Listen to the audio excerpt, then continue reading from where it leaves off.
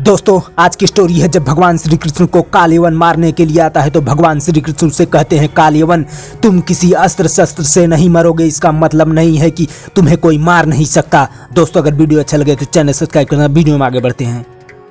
काल भगवान श्री कृष्ण को देखकर कहता है, यह देखकर मुझे अच्छा लगा कि तुम अपने बात के धनी हो, वादे के पक्के हो। ये वीरता की निशानी है। ये जानते हुए भी कि जो काल से युद्ध करेगा वो अवश्य मारा जाएगा। ये सब कुछ जानते हुए भी अपना वचन निभाने के लिए ये जो तुम मुझसे युद्ध करने के लिए अकेले आ गए हो, इसके लिए मैं तुम्हें युद्ध में मारने से पहले, मैं तुम्हारी इस वीरता के लिए युद्ध से पहले प्रणाम करता हूँ। कृष्ण कहते, हम तुम्हारे प्रणाम को स्वीकार करते हैं और तुम्हारे इस वीरोचित भावना का भी सम्मान करते हैं और तुम्हारे अज्ञान पर हमें हंसी भी आती है। काल कहता है, तुम मुझे अज्ञानी समझते हो?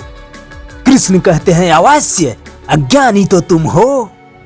काल कहता है, नादान युवक, मैंने माना कि तुम बड़े वीर हो, परंतु उससे भी बड़े मूर्ख हो। मूर्ख, तुम्हें राजाओं से बात करने की तमीज नहीं।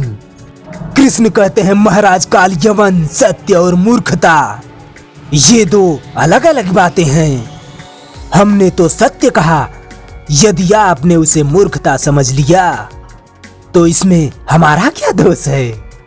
हमारे कहने का केवल ये अर्थ है, आपको केवल ये वरदान मिला हुआ है कि आपको युद्ध में किसी अस्त्र या शस्त्र से मारा नहीं जा सकता, परंतु आपने उस वरदान का ये अर्थ समझ लिया कि आप कभी मरोगे ही नहीं। ऐसा वरदान तो कोई देवता भी नहीं दे सकता, क्योंकि जो पैदा होगा वो मरेगा अवश्य। यही प्रकृति का नियम है। ये अलग बात है कि वो मरेगा कैसे, क्योंकि ये आवश्यक नहीं कि प्रत्येक आदमी को युद्ध में उसे शस्त्र से ही मारा जाए। मौत के आने के तो कई और तरीके हैं। इस वक्त तुम हमें मारने की बात सोच रहे हो, परंतु ये भी तो हो सकता है इस समय तुम्हारी मौत तुम्हारे पास ही खड़ी हो। काल हंसते हुए देखो कृष्ण, तुम युद्ध करने के लिए आए हो, यह शास्त्रार्थ। और यदि तुम समझते हो इस तरह की उल्टी सीधी बात बनाकर तुम अपनी मृत्यु के आने को थोड़ी देर के लिए टाल रहे हो, तो ये तुम्हारी भूल है। इसलिए तुम ये बताओ, लड़ने के लिए तुम कौन सा हथियार अपने साथ लाए हो? हम भी केवल उसी अस्त्र के साथ युद्ध करेंगे। कृष्ण कहते, हमने कहा था युद्ध केवल काल और कृष्ण के बीच होगा, तो फिर इसमें हथियारों की क्या आवश्यकता है? काल कहता है, ये हुई ना मर्दों वाली बात। तुम्हारे पास ना कोई रथ है ना कोई सवारी, इसलिए हम भी सवारी छोड़कर धरती पर तुम्हारे साथ पैदल लड़ेंगे। ये लो, सब हथियार यहीं रख दिए। अब तो बराबर की बाजी है ना? कृष्ण कहते हैं, नहीं महाराज काल यह बाजी अभी बराबर की नहीं हुई। देखिए, हम इस मैदान में अकेले खड़े हैं, हमारी सहायता के लिए कोई सेना नहीं है। उधर आप अपने हथियार छोड़कर रथ से उतर तो आए हैं, परंतु आपकी सेना ने हमें दूर से घेर रखा है, जो कभी भी आक्रमण कर सकती है। इसलिए अपने आप को अपने ऊपर कुछ विश्वास है। तो जिस प्रकार हम अपनी सेना को छोड़कर अकेले आए हैं, अपनी सेना को छोड़कर बहुत दूर किसी ऐसे स्थान पर हमारे साथ अकेले चलिए, जहां कोई दूसरा ना तो आपकी सहायता के लिए आ सके और ना हमारी सहायता के लिए। काल कहता है, मंजूर है, हमें ये बात भी मंजूर है।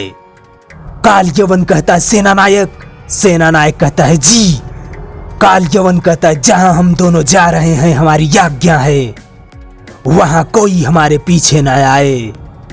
तुम हमारी सेना के साथ यहीं खड़े हमारा इंतजार करो और नगर को अपने घेरे में रखो ताकि शहर से भी कोई बाहर ना निकल सके। हमारी ये आज्ञा जाकर सारी सेना को सुना दो। सेनापति कहता है जो हुकुम।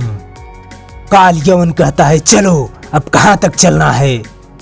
कृष्ण कहते हैं वहां तक जहां हम दोनों को कोई देख ना सके। काल यवन कहता है लो एकांत आ गया। कृष्ण कहते हैं एकांत आ गया, तब तो भैया भाग लेना चाहिए। काल यवन कहता है कायर, भगोड़े, धोखेबाज, तू समझता है मुझसे बचकर भाग जाएगा, परंतु तू नहीं जानता काल यवन के हाथों बचकर तू नहीं जा सकता। मैं तुझे अभी पकड़ता हूँ।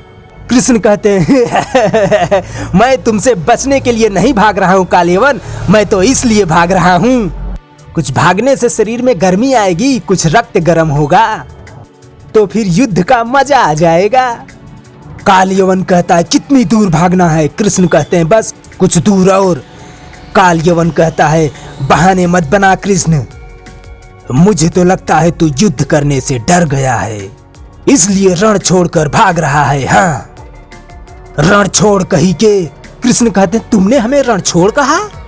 आहा, कितना सुंदर नाम दिया है तुमने हमें। आज तक भक्तों ने हमारे करोड़ों नाम रखे हैं, परंतु इतना सुंदर नाम पहले किसी ने नहीं रखा।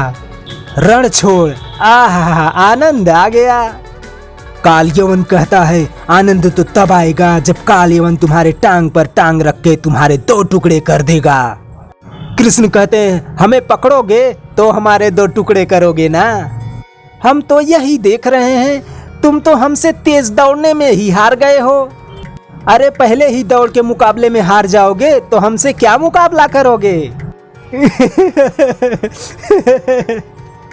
काल यवन कहता तुम समझते हो तुम मुझसे बच जाओगे?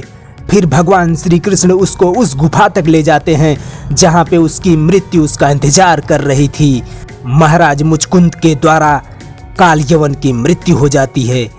महाराज मुचकुंद जैसे ही आंखें खोलते हैं उसके सामने काल यवन भस्म हो जाता है। तो दोस्तों अब तक वीडियो आपको कैसे लगी? ठीक ठाक लगी हो तो भैया प्लीज चैनल सब्सक्राइब करना, वीडियो को लाइक शेयर भी करना। वीडियो देखने के लिए धन्यवाद। Thank you. जय हिंद।